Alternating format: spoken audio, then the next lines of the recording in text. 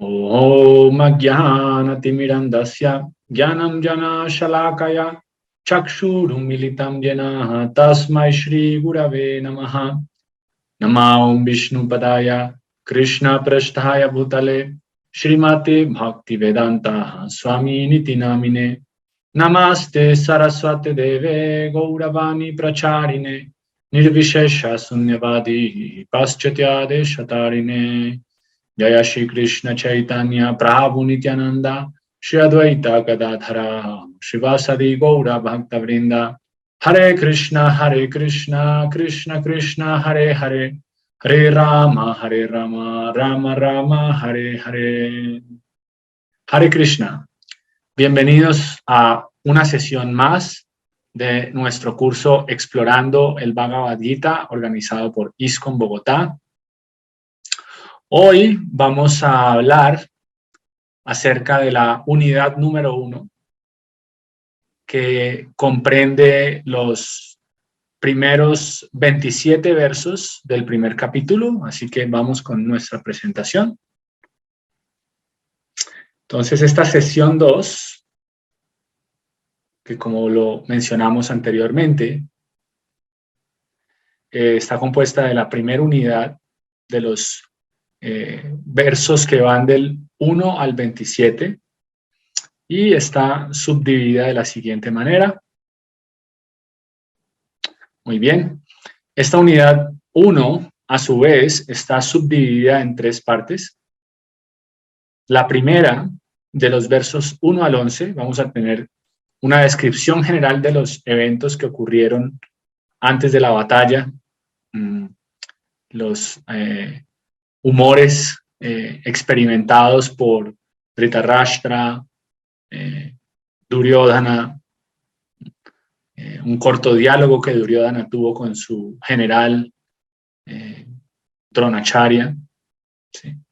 Luego, los versos que van del 12 al 20 nos van a hablar acerca de los signos de la victoria de los Pándavas, que son aquellos sucesos que nos dan a conocer anticipadamente que los Pándavas van a ser merecedores de la victoria.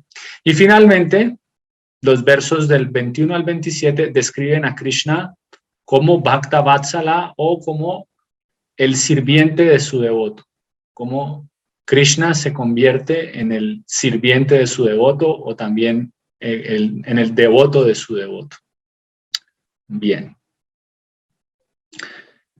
Aspectos prácticos de esta primera unidad, entonces, para nuestra aplicación personal, y es la protección del Señor, como el devoto está completamente protegido por Krishna cuando el devoto se refugia en él. Entonces, ese es el ejemplo, lo da Arjuna, ¿sí? Que tuvo la oportunidad entre escoger entre el ejército de Krishna y Krishna sin pelear. Y él escogió Krishna, ¿sí? Porque esa es el humor del devoto. El devoto no quiere la opulencia de Krishna, pero quiere la compañía de Krishna. ¿Sí? Y el segundo aspecto de esta aplicación práctica es el devoto, el Señor como sirviente íntimo. ¿Sí?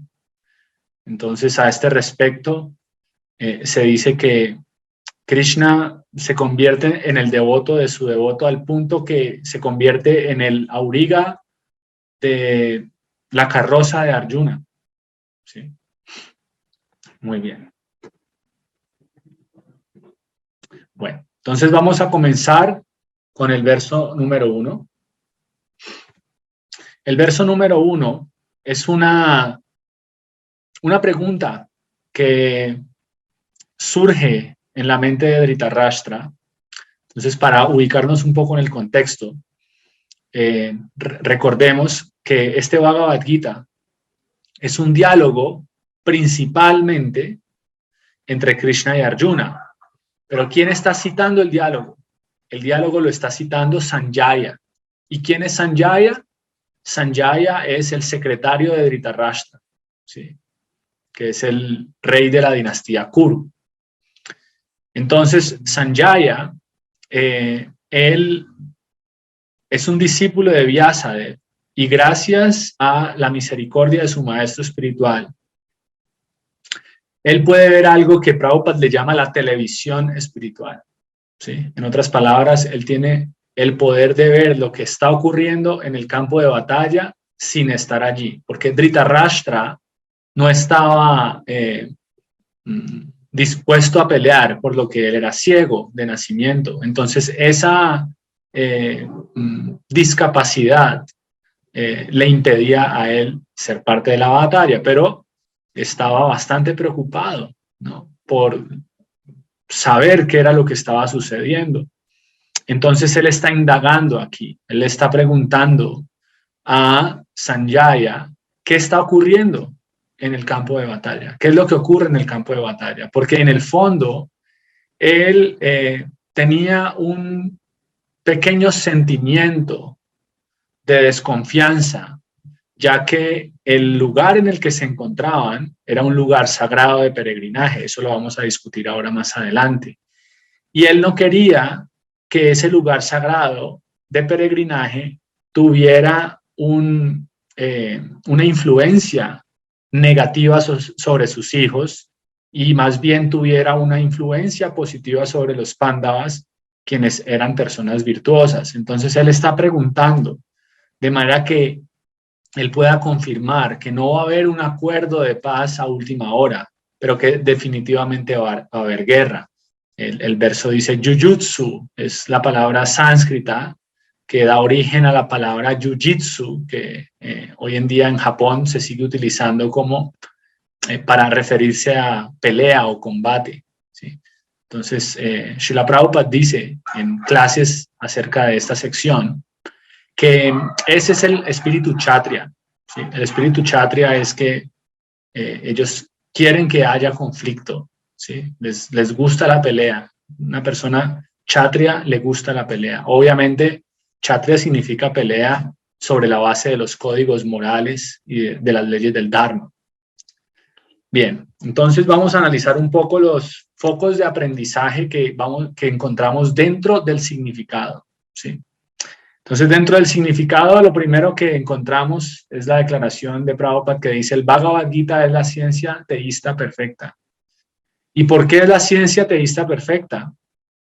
Porque es hablada directamente por Krishna, ¿sí? El Bhagavad Gita es Shruti y Smriti, ¿sí? Esto se conoce también en sánscrito como Prasthana. Prasthana significa la división principal a través de la cual el conocimiento védico está categorizado. Entonces existen tres prasthanas, ¿sí? Y estos tres prasthanas son Shruti Prasthana, Smriti Prasthana y Nyaya Prasthana, ¿sí? Entonces Shruti Prasthana es aquello que es vibrado directamente de la boca del Señor Supremo y revelado en el corazón de los sabios. Eso es lo que se conoce como Shruti. Y Smriti es aquello que, una vez vibrado por aquellos que recibieron el Shruti, entonces los sabios lo oyen, meditan en él, reflexionan y de acuerdo al público comparten el mensaje. Eso se conoce como Smriti. Y Nyaya Prasthana significa la conclusión del conocimiento védico basado en la lógica, ¿sí? Entonces, el Bhagavad Gita se dice que es la ciencia teísta perfecta porque es Shruti y Smriti a la vez, ¿sí? ¿Por qué es Shruti? Porque lo habla Krishna directamente. ¿Y por qué es Smriti? Porque hace parte del Mahabharata, que hace parte precisamente de esta categoría védica conocida como Smriti, ¿sí? ¿Por qué? Porque el Mahabharata es una narración hecha por Vyasadeva, especialmente dirigida a las personas que, como nosotros, de Kali Yuga, carecemos de un sinnúmero de cualidades necesarias para entender el conocimiento védico sobre la base de la filosofía. y que nos queda más fácil entenderlo sobre la base de la historia. Entonces, el Mahabharata es toda una historia relacionada con la monarquía que gobernaba el planeta hace 5.000 años. Y en esa historia de esa monarquía hay un sinnúmero de lecciones espirituales con profundos significados filosóficos. Y se dice que la esencia de ese mensaje del Mahabharata es el Bhagavad Gita. Entonces, por eso es la ciencia teísta perfecta, porque hace parte de este contexto védico del Smriti, pero al mismo tiempo es un Shruti, porque es directamente hablado por Krishna. ¿Sí? Bien, ahora vamos a encontrarnos con algunos puntos que ya los examinamos en la primera sesión relacionada con la introducción, y es cómo estudiar el Bhagavad Gita. ¿Sí? Entonces, ¿cómo estudiar el Bhagavad Gita? Y esto lo dice Srila Prabhupada basado en el Gita Mahatmya. Lo primero es que el Bhagavad Gita tiene que estudiarse de una manera minuciosa. ¿Sí? El Sad Goswami Astakam nos dice un verso compuesto por Srinivasa Acharya. Dice Nana Shastra Vicharanaika. ¿Sí? Vicharanaika o Vicharanam. Significa que los Goswamis de Vrindavan se ocupaban en estudiar minuciosamente las escrituras reveladas. Nana Shastra Vicharanaika Nipuno Sadharma Samstapako, con el propósito de establecer los principios del Sadharma. Sadharma significa la verdadera religión. ¿Sí? La verdadera religión es aquella que tiene como propósito ocuparnos en el servicio devocional a Krishna. ¿Sí? Entonces, el Bhagavad Gita debe estudiarse con ese espíritu, justo lo que estamos intentando hacer en este curso, ¿sí? De desglosar cada uno de los conceptos que componen el Bhagavad Gita, analizar el humor de los diálogos, analizar los diferentes estados de conciencia por los cuales Krishna va elevando a Arjuna gradualmente, desde el mismo comienzo del Bhagavad Gita hasta el final. ¿Sí? Subrayando aspectos importantes, conectando, ¿no?, versos con otros, subdividiendo los capítulos en diferentes secciones, tal como lo estamos haciendo o como ya lo acabamos de hacer en esta primera unidad, ¿no? Que bien sabemos que esto es un capítulo de 46 versos, pero ahora estamos estudiando solamente del 1 al 27. Y dentro del 1 al 27, ahorita mismo estamos ocupados en la primera sección, que es del 1 al 11. ¿Sí? Y otros dos aspectos que ya escuchamos, y es sin interpretaciones motivadas por deseos personales, sino en un espíritu de apertura. ¿Sí? Porque generalmente nuestra mente deseosa de gratificar los sentidos quiere tomar las enseñanzas del Shastra para justificar su gratificación de los sentidos. Pero cuando nosotros simplemente aceptamos el conocimiento con el propósito de aprender, de escuchar, ¿no?, y de poner en práctica lo que escuchamos, entonces nuestras motivaciones egoístas, personales, no van a interferir en nuestro entendimiento.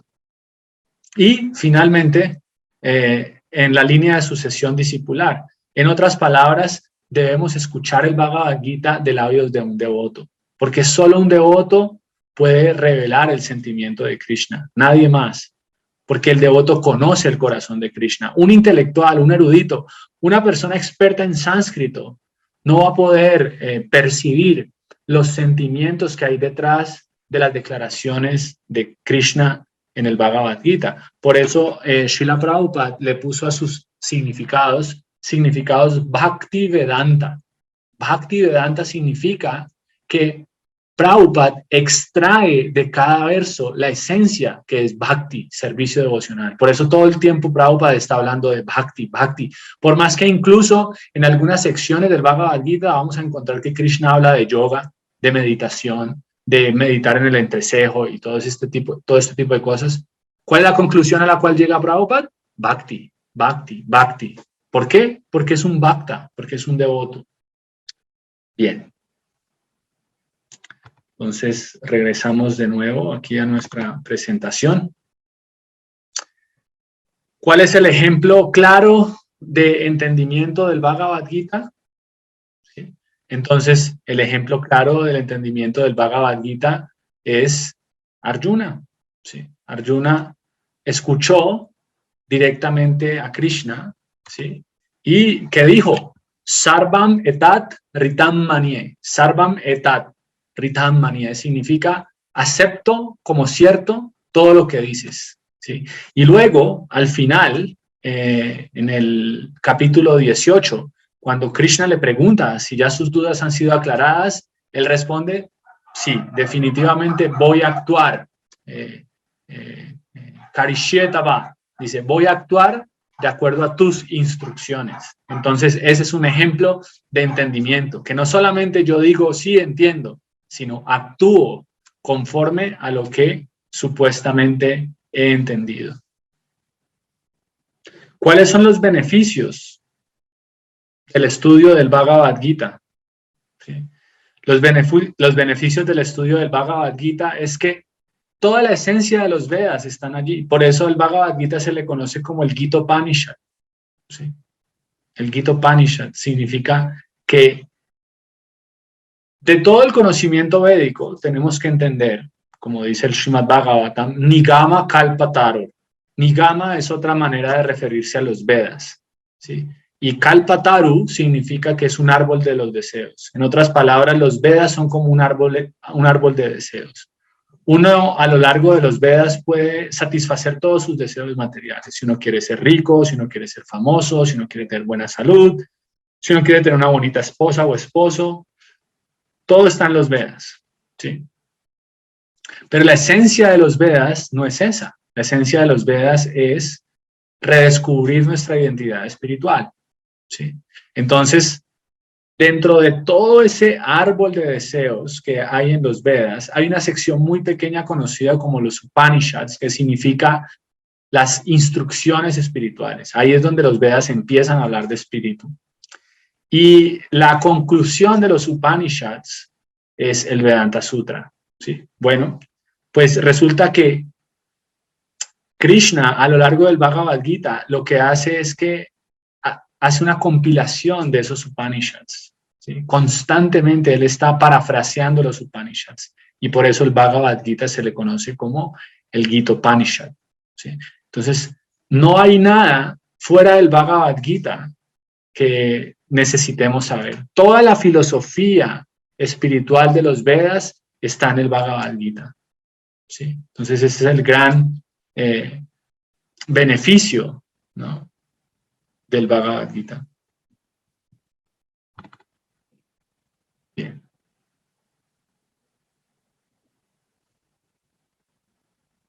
Y el estándar específico del Bhagavad Gita es que no solamente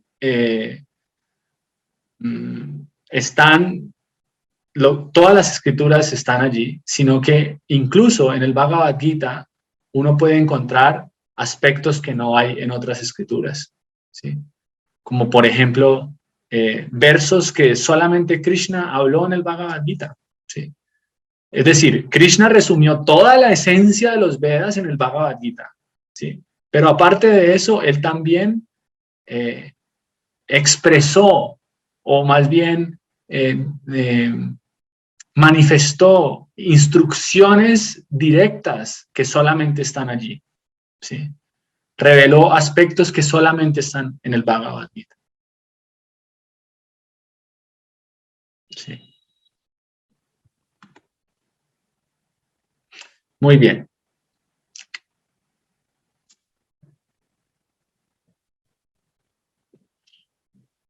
Entonces ahora vamos a analizar lo que se discute en los versos del 2 al 11. Entonces, lo primero es Duryodhana se dirige a su comandante en jefe. ¿Quién es su comandante en jefe? Dronacharya.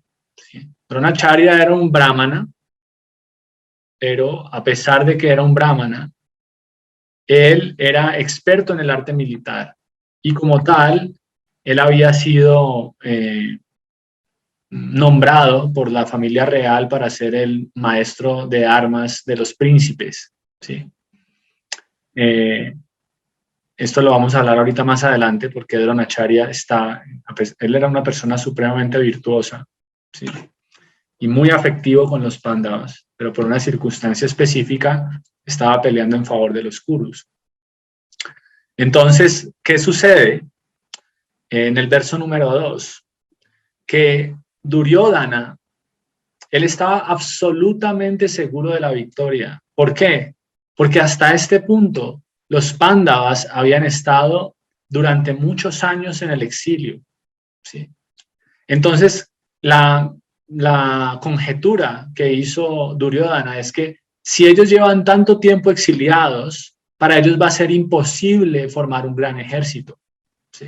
Entonces, prácticamente es como que antes de que empezara la guerra, antes de que midieran sus fuerzas al tenerse frente a frente, Duryodhana daba por hecho por completo de que ellos iban a ganar, ¿no?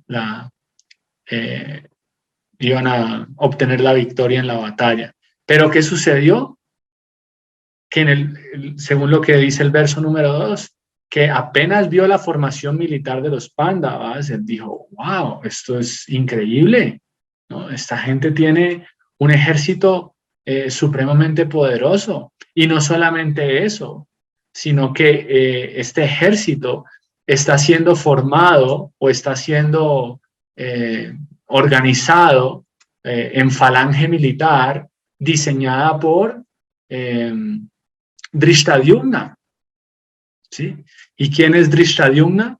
Drishtadyumna no es nadie más ni nadie menos que el hijo de Drúpada, que eso lo vamos a ver en el verso número 3, ¿sí? En donde Duryodhana, de una manera muy diplomática, le está señalando a Dronacharya que ha cometido un gran error. ¿Sí? Entonces vamos a contar un poquito la historia alrededor de esto. El rey Drúpada y Dronacharya eran compañeros de estudio y se hicieron muy buenos amigos. En ese entonces Drúpada no era rey, era el príncipe. Y él le prometió a Dronacharya que cuando heredara el trono, él podía contar con él como su amigo y solucionarle cualquier necesidad. Entonces Dronacharya recurrió a él cuando ya esto ocurrió, ya Drúpada era el rey. Y Drúpada lo rechazó, ¿sí? Se hizo como el que no se acordaba y le dijo, no, al contrario, tú sal de aquí, piérdete de mi vista, yo soy un rey, no tengo por qué relacionarme contigo, ¿sí? Entonces Dronacharya quedó muy ofendido. Y en el momento en el que los Pándavas habían finalizado su entrenamiento militar, ellos tenían que entregarle una dakshina. Dakshina significa una ofrenda en contribución, ¿no? A Dronacharya por haber sido su guru. Entonces Dronacharya le pidió como dakshina a Arjuna que fueran a atacar a Drúpada para despojarlo del reino. Y efectivamente así lo hicieron. Sin embargo, Dronacharya finalmente decidió que no iba a tomar todo el reino, sino solo la mitad. Entonces Drúpada quedó completamente ofendido, ¿sí? Y en ese estado de aflicción, él se ocupó en austeridades con el propósito de poder engendrar un hijo que pudiera matar en el futuro a Dronacharya. Y ese es Drishtadyumna. Entonces, más adelante, Drishtadyumna, cuando cumplió cierta edad, le fue confiado a Dronacharya para aprender de él el arte militar. Y Dronacharya, como era un brahmana, él era liberal, ¿sí? Un brahmana es una persona que de manera liberal imparte conocimiento a todo el mundo, ¿sí? A todo el que esté interesado en tomar conocimiento. Entonces, imagínense ese estado de conciencia, que esta persona supuestamente había nacido para matarlo a él, pero a él no le importó. Igual lo entrenó. Entonces aquí Dronacharya le está señalando ese error. Y en otras palabras, o digamos que en un humor un poco más íntimo, más esotérico, los acharyas comentan que al mismo tiempo él estaba diciendo, tenga cuidado porque usted también tiene sentimientos de afecto hacia los pándavas. Así que no se vaya a mostrar ahora muy liberal en la batalla, ¿no? Muy bramínico, porque usted tiene que pelear. ¿Sí? Entonces, Prabhupada señala ahí que ese señalamiento de esos errores lo hizo con mucha diplomacia, porque la diplomacia es una característica de la duplicidad. ¿Sí? En otras palabras, la diplomacia es algo así como hipocresía. ¿Sí? Por eso se dice que un devoto no debe ser diplomático. ¿Sí? Un devoto debe ser frontal, debe ser sensible a la hora de expresar las palabras, pero debe ser frontal. Diplomacia significa aparentar que uno está bien con todos, pero finalmente uno está desuniendo a todos. Y esa es básicamente como la actitud de Duryodhana. ¿Sí? Bien, luego, en el verso 1.4, ¿sí? Duryodhana compara las fuerzas de los Pándavas tomando como referencia a Bhima y Arjuna, ¿sí? Porque Bhima y Arjuna son grandes guerreros. En otras palabras, él está declarando allí lo que dijimos ahorita. Es como, wow, esta gente estuvo en el exilio, ¿sí? Y ahora aparece con este super ejército en donde tiene un montón de guerreros que son de la misma talla de Bhima y Arjuna. Entonces, eso es lo que vamos a escuchar, ¿no? En esos versos. Una descripción de los diferentes nombres de los guerreros, ¿sí? ¿Por qué? Por lo que acaba de mencionar, porque él no contaba con encontrarse con semejantes obstáculos en su camino a la victoria. ¿Sí?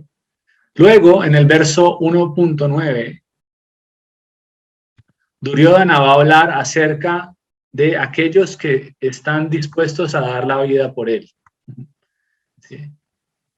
En otras palabras, el Bhagavad Gita nos está diciendo aquí que el que no esté con Krishna, entonces tiene la muerte asegurada. ¿Sí? Y la muerte me refiero no desde el punto de vista trágico corporal, sino de la muerte del alma. ¿Sí? Entonces, todas aquellas personas que están allí, que las menciona Duryodhana como Jayadratha, Kritavarma, Shalya, ¿sí? Se han aliado en favor de él, sin tener en cuenta que Krishna, la suprema personalidad de Dios, está en el otro bando. Entonces, como tal, tienen la derrota asegurada y la muerte asegurada. Muy bien. Y luego, Duryodhana, haciendo uso de su ya conocida diplomacia, elogia a Bhishma. ¿Sí? ¿Por qué? Bueno, esto tiene una gran explicación. Porque él sabe perfectamente que Bhishma tiene que pelear en su bando. Porque resulta que cuando la esposa de los Pándavas, esto es una historia larga, ¿sí? Pero voy a tratar de hacerla muy corta, Draupadi, ella fue apostada en un juego de dados, ¿sí? Y los Pándavas la perdieron. Quiere decir que Draupadi pasó a ser posesión de los Kurus. Y una vez que ella llegó a ser posesión de los Kurus, ellos le ordenaron que se desnudara. Lo cual, según la cultura védica, es la más grande deshonra para una mujer, estar desnuda en público. Obviamente, en nuestras épocas actuales eso no es pareciera que no es una gran deshonra, al contrario, ¿no? Pareciera que es como una gran virtud. Pero desde el punto de vista de la cultura védica, la desnudez de la mujer es algo sagrado, es algo a lo cual solamente el esposo puede tener acceso. Entonces, para una mujer desnudarse en público es perder su castidad.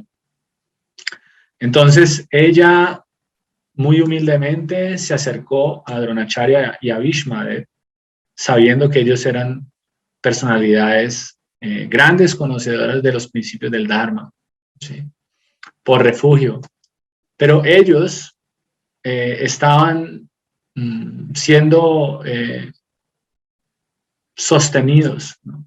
Financiera y económica y financieramente por los Kurus, y no pronunciaron una sola palabra, ¿sí? Entonces, en ese momento ellos se condenaron, ¿sí? Ellos se condenaron a pelear en favor de Duryodhana y finalmente conocer la derrota. Entonces, Duryodhana estaba completamente seguro, ¿no?, de que eso iba a ocurrir. Y por eso estaba completamente seguro del poderío de Bhishma, ¿sí?, al cual lo compara con la fuerza de Bhima, que es limitada, porque él de cierta manera tenía cierta envidia a Bhima, ¿sí? Él sabía que Bhima había hecho un voto de matarlo, y él era una persona muy fuerte, pero para él era como, sí, es muy fuerte, pero no tiene mucho cerebro, no es muy inteligente, ¿sí? Siempre estaba buscando como menospreciarlo, ¿sí? Pero cuando él ve que le está dando demasiada importancia a Bhishmadev, le está apreciando demasiado, él ve que sutilmente los demás guerreros pueden sentirse un poco desplazados. Entonces, inmediatamente les pide a todos que por favor lo apoyen, ¿sí? Entonces, una vez más, él vuelve a mostrar otra vez su diplomacia, ¿no?, su duplicidad, como diciendo, ok, ustedes también son importantes, ¿no? Bien. Ahora vamos a analizar los focos de aprendizaje que hay dentro de los significados de esta pequeña sección de los versos 2 al 11. ¿Sí? Vale la pena mencionar que nuestra estructura principal de estudio es analizar los temas principales de los versos y luego analizar los focos de aprendizaje de los significados. Entonces, ¿cuáles son esos focos de aprendizaje? ¿Sí? ¿Por qué Sanjaya describió primero las actividades de Duryodhana? ¿Sí?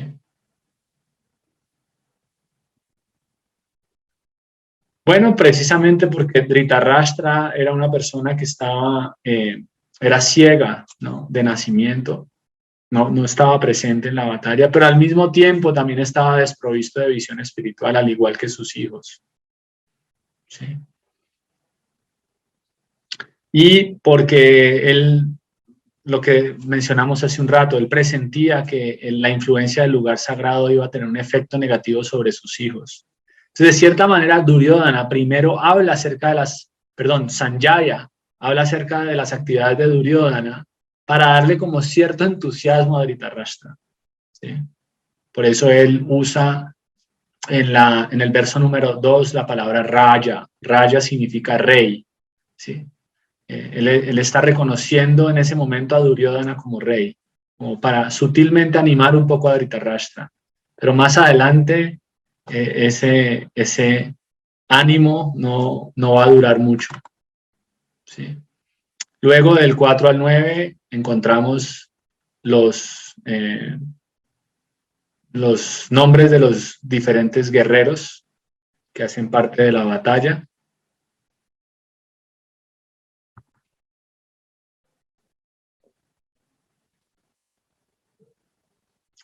Duryodhana compara a Bhima con Bhishma, eso lo acabamos de mencionar un poco ahorita, ¿sí? Pero esto también está en en el significado, Prabhupada lo elabora, ¿sí? Dice que siempre Duryodhana sentía una fuerte tensión con Bhima porque sabía que él había hecho un voto de matarlo, ¿sí? Cuando ocurrió lo que ocurrió entre los Pándavas y los Kurus, que los Pándavas perdieron su reino en un juego de dados y que Draupadi estaba siendo abusada en público.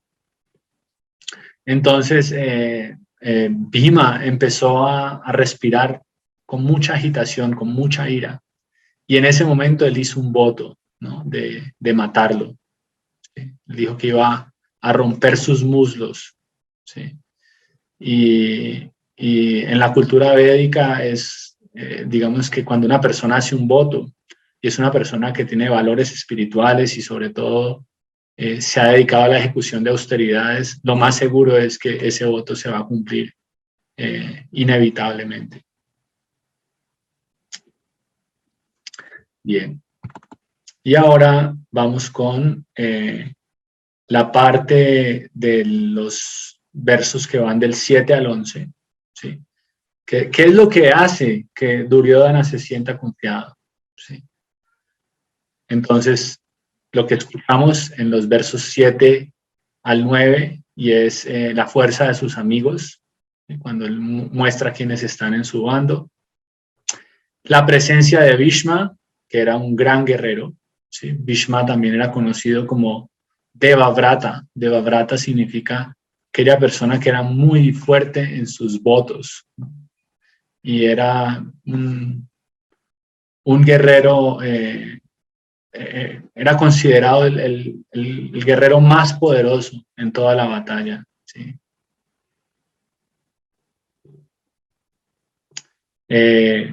Y su confianza estaba 100% depositada en la destreza de Bhishma. ¿Sí? Y de nuevo, el hecho de que él sabía que ellos habían sido, de cierta manera, habían sido cómplices, ¿no?, en este acto de Draupadi. Entonces eso hacía que Duryodhana se sintiera plenamente confiado en la victoria porque sabía que estos dos grandes generales como Drona y Bhishma iban a estar de su lado.